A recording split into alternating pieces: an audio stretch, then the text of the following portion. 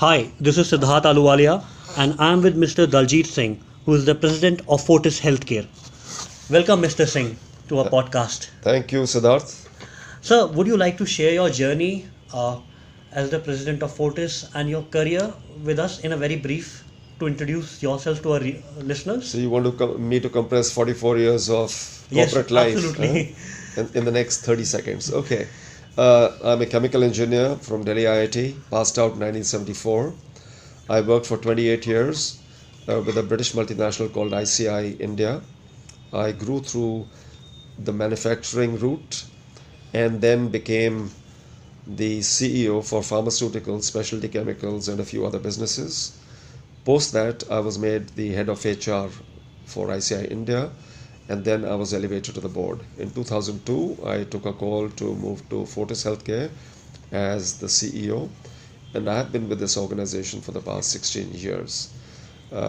End 2006, I was assigned my current role of being the president of the company, and I oversaw and oversee strategy, um, building blocks of the organization, and infrastructure creations. And I'm also the external face of the organization. So currently, I'm the president of the Healthcare Federation of India as well. Thank you so much, sir. It's a pleasure that our listeners are able to get nuggets of wisdom from you. Thank you. So, starting with our first question, what time do you sleep and what time do you wake up? I usually sleep around 10:30, 11 at night, and wake up around 5:30. How does your first 2 or 3 hours of the morning look like? Well, it's sometimes it's variable, but I try and fit in some meditation and exercise in the morning hours. How do you define success for yourself as an investor? The For me, success has several components, and it's not necessarily winning. And I would like to differentiate between the two. Winning is when you set yourself a very, very clear objective, in terms of returns, in terms of that I'm going to put X amount of rupees in a particular investment, and I expect this type of. I don't start with that. I think I start with looking at number one, the business idea, and looking at the person who's driving the business idea. And if I feel that that person has a spark, has enthusiasm, and is convinced about the business idea, I'm willing to back up that particular person. And if the return comes, well and good. If it doesn't, even then it's okay for me. So my success is in seeing the other person succeed, and not by return on capital invested. Such a wonderful thought, sir. So, how do you make sure that you are investing in yourself so that you are a better investor the next day? Well, it's not as structured as your question is. We learn, I believe, through interactions every single day. So when I meet you, when I meet other investors, when I meet my colleagues at the workplace, when I meet industry colleagues outside the workplace, at every point in time, one is learning, and one is so immersed in the business world that there are a lot of new things that keep coming in and influencing the way we process decisions. And that's how I look at life. How many hours of reading do you allot per day, and what kind of books do you usually read? So I don't necessarily do it absolutely on a daily basis, but if I was to take a bucket of a week, I probably would spend about 2 to 3 hours reading books. And my main areas of interest are really in the domain of self-awareness, because I believe that that's at the core of everything that we do. And so this subject borders on spirituality, and it interests me significantly. What are the habits which you have developed in your last 30, 40 years, which you would say, form the cornerstone of the success Mr. Daljit Singh is today? Well, I would say there are a few habits that one has got to incorporate. You learnt of the cliched phrase of work-life balance. Um, to me, work is not separate from life. And I think it's important for us to understand that just as taking a bath every morning is an essential part of our routine, or brushing our teeth is an essential part of our routine, we need to incorporate, and my personal learning is that uh, incorporating healthy habits to do that take care of your body, mind, and soul is extremely important. And these are not up for debate as far as I'm concerned. Because if I don't look after my physical, mental, and spiritual health, then actually I don't exist. And I'm at the center of life, I'm at the center of my work. And often, I think people tend to forget this element. They are so obsessed, with the pursuit of whatever they are doing. Obsession is good, but not to the exclusion of certain fundamental, principles that govern your life. So that's one part. Other part, I believe, is in terms of behavioral. That what are the principles that are important to you? And I think each one of us must have a set of principles that we adhere to, that we say yes to, and there are aspects that we say very definitely no to. So there needs to be a Lakshman Rekha in our own mind about the do's and don'ts in life. So, what would be your Lakshman Rekha towards your do's and don'ts in life? Well, I would say very clearly, one is that uh, whatever are our contractual agreements, and by contractual agreements, it doesn't mean that what's a written record between the two of us. It could be a written document, it could be an unwritten document, and the spirit of it. I think that one must have the character to adhere to to what has been promised, no matter what it is. It could be a marriage, it could be a relationship, it could be a business, understanding. I believe that that's very, very important. So, at the cornerstone of it, I believe, is integrity. Integrity in thought, deed, and action. I think that's, to me, the most important aspect of living a sensible life. So, what would you advise an entrepreneur who is starting to build his business and achieves to for himself a personal success goal of 100 crore rupees of wealth in the next 5 years? What habits would you advise him to inculcate in himself? I think number one, very a deep conviction about the business idea, and continuously looking at his business idea and business plan to deliver on the idea. Um, what we sometimes start with is not necessarily what we end with, and therefore there needs to be an awareness that uh, as one goes along this particular path, there's a need to make changes, and therefore a person must have the intuition and the ability to examine new ideas, to examine why things are not working or why they are working, and modify that plan going forward. I believe that that's number one. Number two is a certain level of obsession is necessary. Whereas the whole world around you may tell you that something can happen or cannot happen, you've got to be convinced that there's a way around it. And that's what great people who achieve seemingly impossible or crazy goals, what they are all about. Third part is a huge amount of discipline. And this, by discipline, I mean literally, devoting a fair bit of time, effort in furthering the cause of your business. Remember one thing, that whilst the entrepreneur has set a goal of 100 crores in 5 years, what he needs to focus on is the input to the business rather than being obsessed with the 100 crores. Yes, occasionally one needs to keep track that am I moving towards my goal or not. But the more critical part is that what is that behavior, what is that work that needs to be done today, what are the alliances that I need to have today, that will be an input into my business, which will enable me to take my business directionally in the direction that I wanted to go to.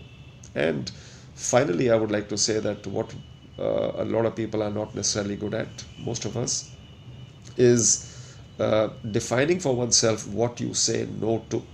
And no could be in terms of principles, the sort of values that you subscribe to, and no could be in terms of the activities and business lines that you will not participate in, no matter what the temptation is. So one needs to be very, very clear about that. What positive thoughts keep you going throughout your day? Well, I think lots of positive thoughts. Wow, I think the main one is that uh, today is an opportunity that has been granted to us. So one part is gratitude for where you are in life, gratitude for the moment that you have, gratitude for everything that you have, and it shouldn't be about complaining about what you don't have in life.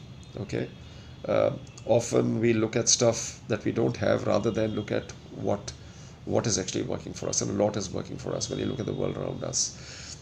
So I believe that that's a very that starts you off on an amazingly positive note every wakeful thing. So number two, the realization that this is the only moment that I have in doing what I so rather than regretting the past and being concerned about the future, let me be present here and now and do whatever is necessary in order to make my life uh, a more fulfilling one.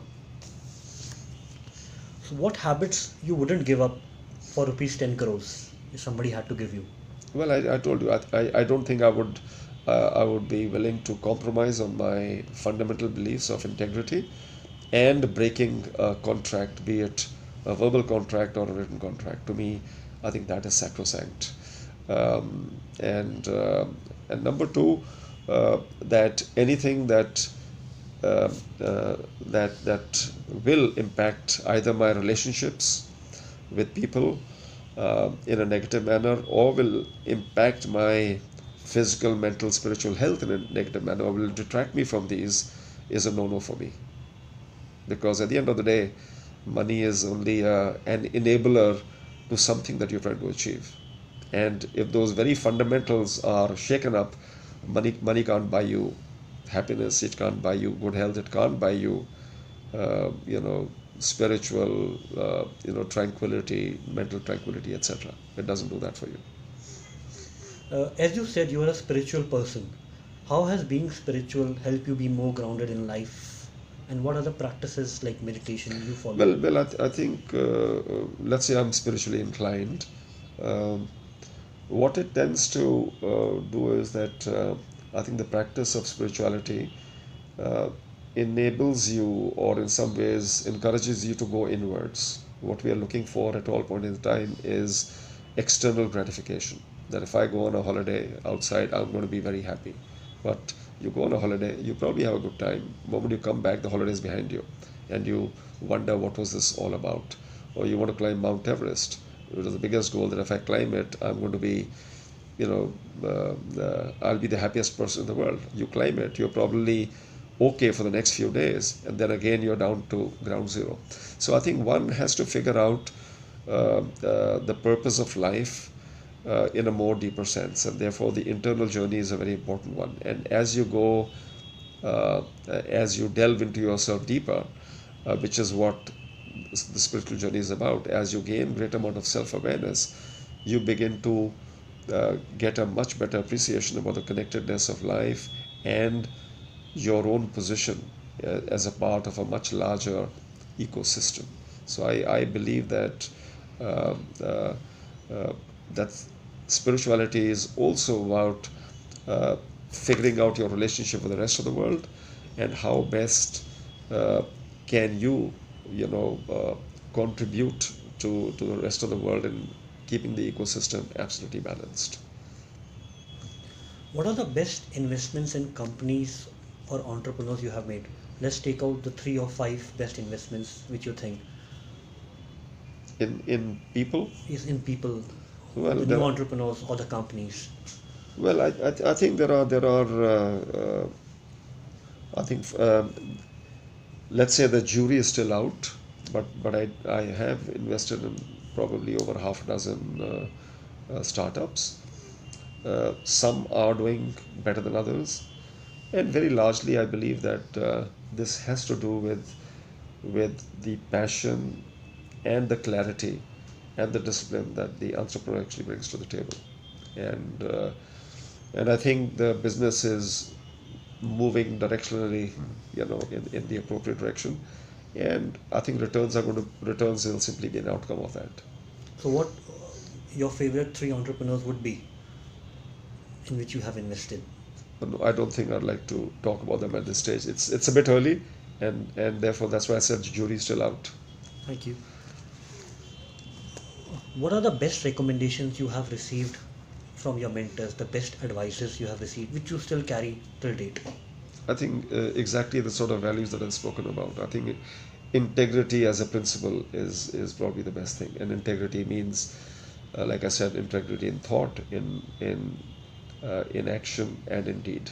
So there cannot be and if integrity is not part of your cornerstone, then everything else is on a pretty shaky wicket. What bad recommendations you have received in your career or as an I, I, investor? I would say that any time that I've tended to go with the herd mentality is when things have not gone wrong. Things have gone wrong. And I think there is a tendency in us to be influenced by a lot of mass movement. So large number of people are investing in a particular stock, or they are exiting a particular stock, or they're doing something. The immediate input that comes into our mind is that, hey, am I missing on the action? These guys must have done their thinking, and therefore let me just follow. And I think that's absolutely wrong. One has to be very, very careful. One must evaluate and make a considered choice in every such matter. Many entrepreneurs take the route of just focusing on the business part because it requires such amount of energy and time, and ignoring the business relationships or the personal relationships for that matter. I think to me, a business is something very wholesome. Business is not just about financial. It's not about wanting to deliver 100 crores is one element that you deliver. What after 100 crores? What is the image that you want to have in the marketplace? Who are the customers you want to serve? Is it being done with the motive of simply, is it only a financial motivation, or is there a larger purpose to whatever you're doing? So, are there people that you're going to be taking responsibility for? 100 crores is not going to be done by an individual entrepreneur.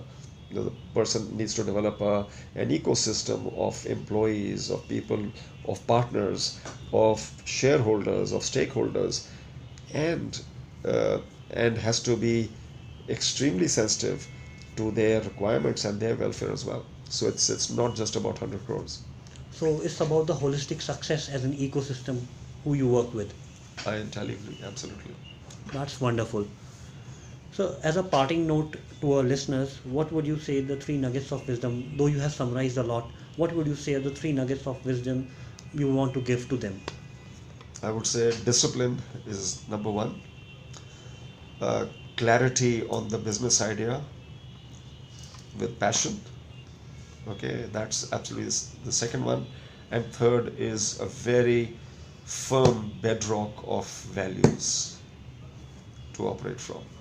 Thank you so much, Mr. Singh. Our listeners would be delighted to hear your thoughts, and we would get back to our listeners with a link to the audio podcast as well as the written transcript. Thank Thank you you so very much. much. Thank you.